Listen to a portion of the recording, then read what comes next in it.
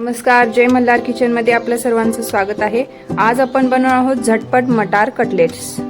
सर्वात आधी आपण घेऊया हे क्रॅश केलेले मटार्स, मिरची, चिरलेला शिमला मिरची, बेसन पीठ, कॉर्नफ्लॉवर, कोथिंबीर, वटाणे थोडेसे, एक चुरलेला बटाटा,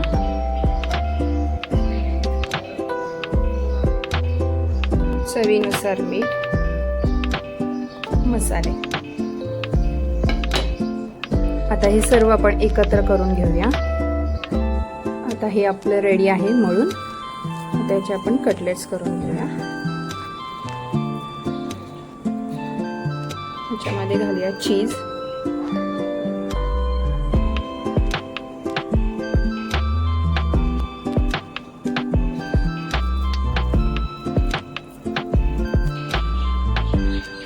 तव्यामध्ये स्टफ करून घेऊया। आता हे आपले कटलेट्स तयार आहे। आपण याला शॅलो फ्राय करून घेऊया आणि कटलेट्स फ्राय करून घेऊया। आता हे गरमागरम आपले कटलेट्स तयार आहेत। मस्त क्रिस्पी झालेले आहेत।